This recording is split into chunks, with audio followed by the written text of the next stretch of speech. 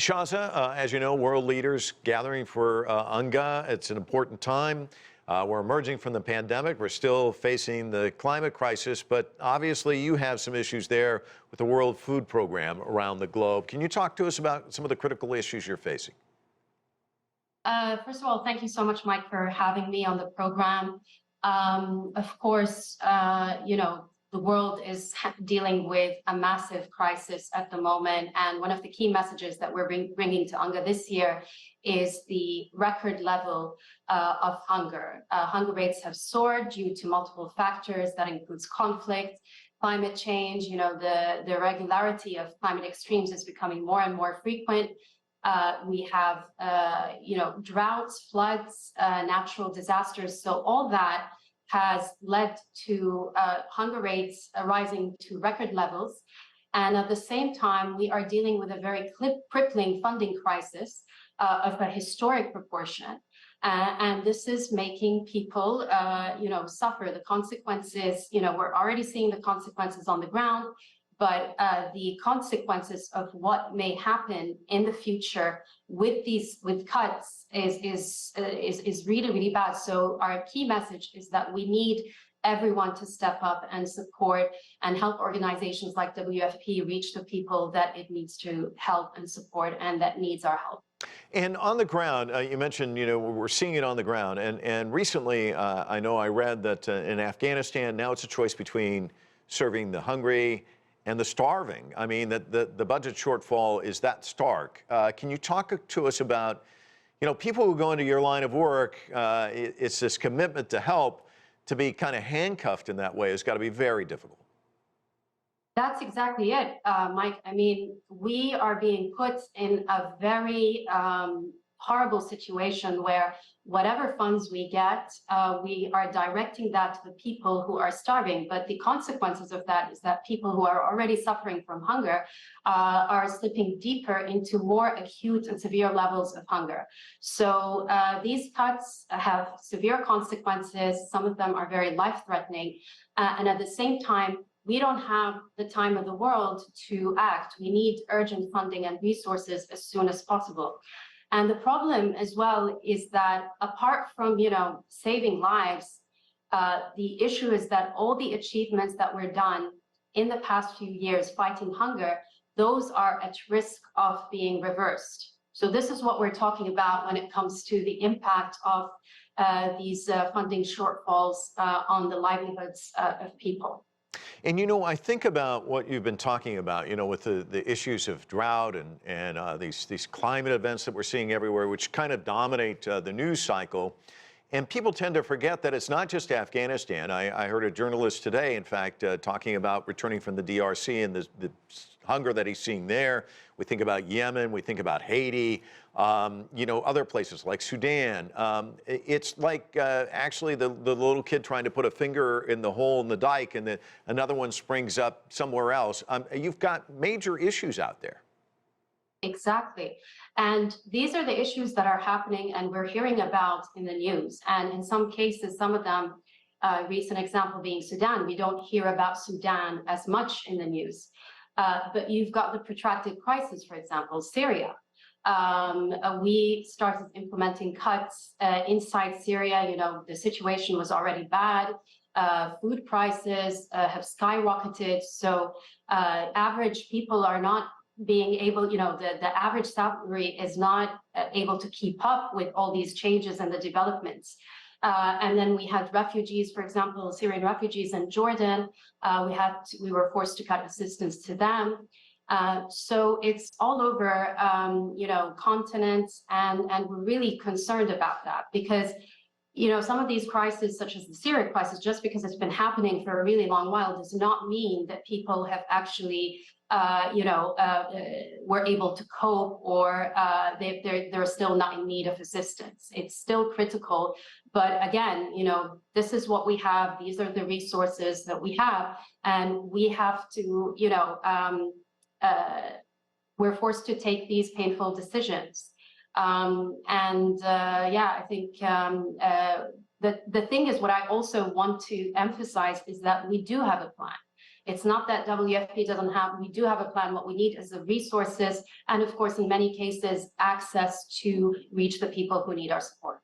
Talking about resources, we were talking about Afghanistan just a moment ago. China is among the UN member countries that has sent food to Afghanistan. A delivery in July included wheat, flour, and a number of other staples, enough to support about 70,000 people for 2 months. Again, clearly that's not enough, the way you just described it.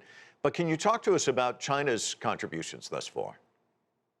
I think China's contributions has been very generous and helpful to WFP, as with other donors. But I think with these exceptional circumstances, we need all partners, all donors to really help us get through this crisis for the sake of the people who are bearing the brunt of this crisis. And we're talking about average women, children, civilians, elderly, so these people are paying the ultimate price, and we need all our traditional partners to step up, but we also need new partners to come in. And there's different ways to contribute. Of course, resources and funds is very critical. It's very important. You need to, there's like this fire that's happening. So the first thing when you do, when there's a fire in the home, you try to put out that fire and prevent the loss of life through interventions. However, what we also need is partnerships. We need partnerships, and China can be a great example of a partnership. There's been a lot of success in eradicating poverty in areas.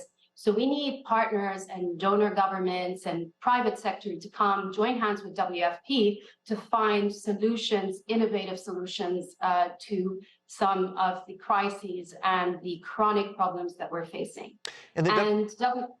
Go ahead, I'm sorry.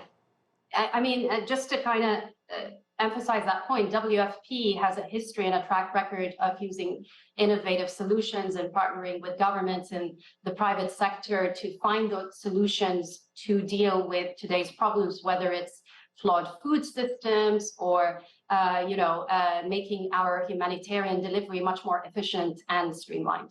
And I was just going to say the WFP has been around for a while, but I don't think it's ever faced this triple whammy that we've seen out there. There's always been conflicts, but now you're looking at the climate crisis and also COVID, all of these combining to create this stew that's been really difficult to combat. Can you talk to us about just how tough that's been? It's been very challenging. Obviously, I mean, you've mentioned the main factors that are the root causes for the hunger crisis that we're facing today. On top of that, you've got the war in Ukraine. We're talking about a conflict that is between two of the biggest players in food security around the world. So a lot of our wheat used to be procured from Ukraine, a lot of the fertilizers from Russia, and we're one of the largest procurers worldwide. For those who are not so familiar with WFP, we operate in over 120 countries and territories. So we have a huge presence in operational presence. And we were also faced with the same crisis of high food prices. The cost of our procurement of goods, I believe, reached up to or increased 40% between 2019 and 2023. So that is also an issue that we're facing as one of the biggest procurers of goods and services, particularly in the food sector. So it's been really tough, but we cannot lose hope. We cannot let the millions and millions of people who depend on our support, and we continue to call on the international community to come in and step up to support us, whether it's donor governments, the non-traditional donor governments, or even, as I said, the private sector and individuals. I think every single dollar counts. And right now, our humanitarian dollar is really being stretched to the limit and a breaking point. You said can't lose hope. Does this kind of redouble your efforts in a sense? Do you sit there and just kind of look at different methods, like how can we gin things up? Absolutely, in terms of the methods and the mechanisms. And I mean, one thing is that the way we provide assistance is really diverse. It really fits the context. So depending on the context that we're working on, this is where WFP intervenes and creates a program. So, for example, if communities were hit by a natural disaster and they don't have access to markets, then WFP sets up food distribution points where they are and distributes the food. And this is the case in many refugee influx contexts, or host countries receiving refugees, where markets are fully functional. This is where we provide them with cash assistance so that they could have more of a choice on the kinds of food that suits them and their families. It's also a win-win situation because most of the host countries that we see of massive, where they receive massive waves of refugees, are countries that they typically don't have a very strong economy. They were just getting by, before something like that will have an impact on their economy comes. So with cash assistance, we're also injecting money into these host countries. Classic example is the Syrian refugee crisis in Jordan, the refugee influx in Lebanon, and the neighboring countries. So it really depends on the context. We were one of the first people to implement a blockchain technology in the way we provide assistance. So yeah, there's various ways to do so. And we're working with a multitude of partners to achieve the goal that we want to achieve. The new technology is helping to address an age-old problem. Thank you so much, Shaza. A pleasure talking to you. Appreciate it.